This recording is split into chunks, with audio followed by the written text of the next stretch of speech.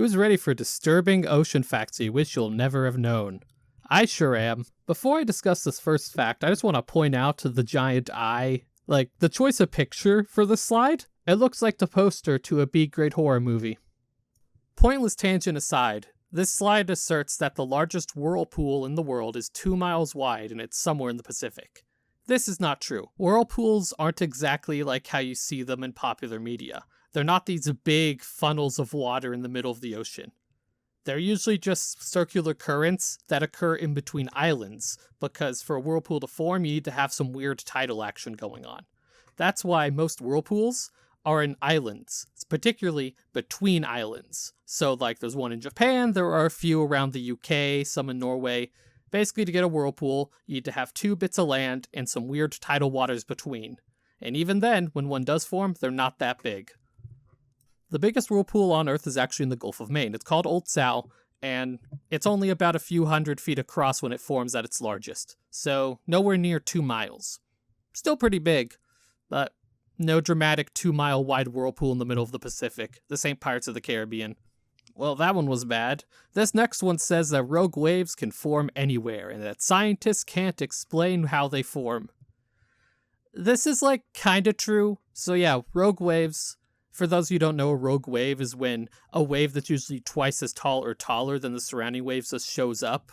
They can appear in the open ocean, on beaches, etc., etc.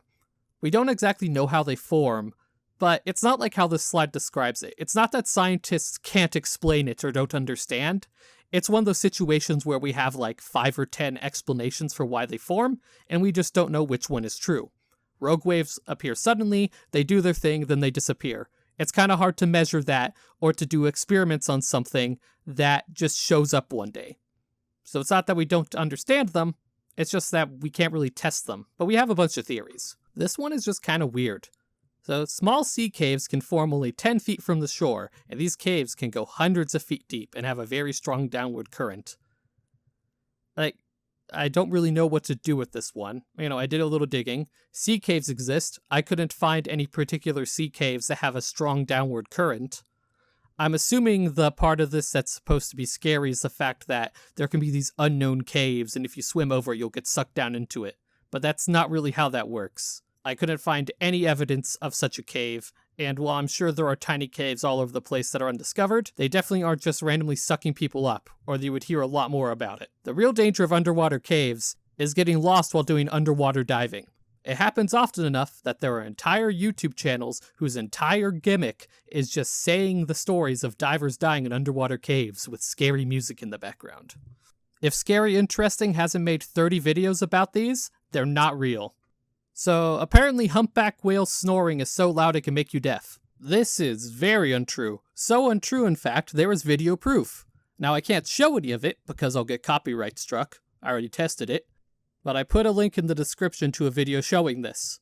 There have been numerous occasions when people have found a sleeping, snoring humpback whale and got up close to take pictures and video. The one type of whale you do have to worry about is sperm whales. I don't even know how to describe this. They can basically do a super sound blast from their forehead, and it can make you go deaf at minimum. It might be able to kill you. It's unclear, because no one's tried to face tank a sonar blast. This next slide, I presume, is talking about the 2004 Indian Ocean tsunami and earthquake. So the slide is true, but that's not the crime here. The crime is this cropping. Like, what on earth? It literally looks like they got a 16:9 picture, put text on it, and then they just shoved it into the TikTok aspect ratio without even thinking it through. But that wouldn't have worked because TikTok changes the aspect ratio based on how big the picture is, which means this person took a 16:9 picture, cropped it to be the right aspect ratio, and then didn't bother changing the text. Honestly, I might have preferred if the slide was blatant misinformation, because, there's lazy regurgitating old content and copying other people's slideshows. Then there's this! Okay, next slide before I lose my mind. Marine biologists caught a 12-foot-long anglerfish in 2022 off the coast of Montauk. This did not happen. 1, anglerfish do not grow to 12 feet long. I believe the longest they can get is 4 feet. 2, this did not happen, because you can look up 12-foot-long anglerfish Montauk and nothing comes up. If someone caught an anglerfish that big, you would be able to find it so easily. And then also claiming it was in the year 2022, If you're going to lie on the internet, you do something vague enough that there's plausible deniability. You do not make the lie so specific that someone can type 3 keywords into a search bar and disprove it. You can literally type 12-foot-long anglerfish 2022 Montauk and boom, you know it's not real. Rip currents can take you from shore to 1 mile away in less than 5 minutes. No, they are not that fast. Rip currents are really fast, like you can't outswim one, but they're not that fast. It's closer to 5 miles per hour, which is still very fast. But not 1 mile in 5 minutes fast. That's absurd. As for not knowing that it grabbed you, you'll know, because you'll be traveling away from shore very quickly. And PSA, if you're ever caught in a rip current, don't try to swim against it. Swim to the side. It's like a treadmill. Don't try to run up the treadmill, just walk off the side of it and you'll be safe. A pinch from a 5-pound mud crab could easily snap your finger in half. No. Once again, video evidence. YouTuber I Know a Thing, insane Australian man, he tested this, because of course he did, and as it turns out, it will not go through your finger. It will be a bad time, it might break your finger, but it's not snapping it in half. Giant squids live so deep down that scientists don't know much about them. This one is true for the most part. We don't know a lot about giant squids. We know a lot more about them than, say, colossal squids, but yeah, the fact that they live really deep in the ocean makes it hard to tell much about them.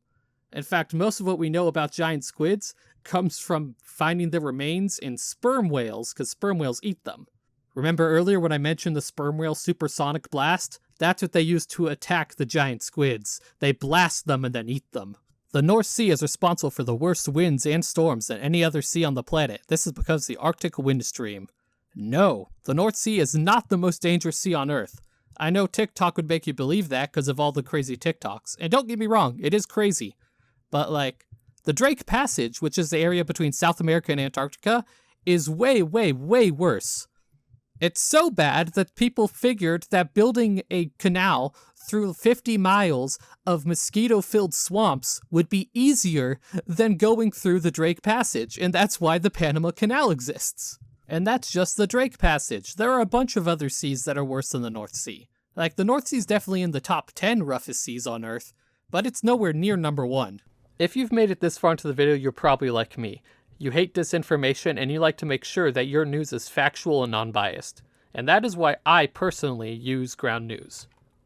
Ground News is an app that gathers news coverage from a variety of sources across the political spectrum and across the world, and aggregates them into one place. The thing that I love about Ground News is that it directly labels the political biases and the factuality of any individual article, and overall for a topic. So you can quickly see if one topic is being covered disproportionately by the right or the left, and how factual those coverages are. It's great for helping you look past your biases and actually get a good objective picture of what's happening. It also has a great thing called the blind spot. The blind spot feed is a feed of articles and topics that are only covered by one end of the political spectrum. If you're a left-leaning person, the blind spot feed will show you articles that are only being reported on by the right, so you can get a good idea of what they're talking about, and also just of things that you might not learn about otherwise. You can go to Ground News using my affiliate link in the description or on the screen, and if you end up signing up, I'll get a kickback. It's a great way to support the channel directly, and to also get your information in a non-biased way. And that's it for this one. Been a while since I've covered a slideshow with just so many straight up lies in it. If you've made it this far, feel free to like and subscribe. It helps me out a lot. And other than that, I'll see you next time.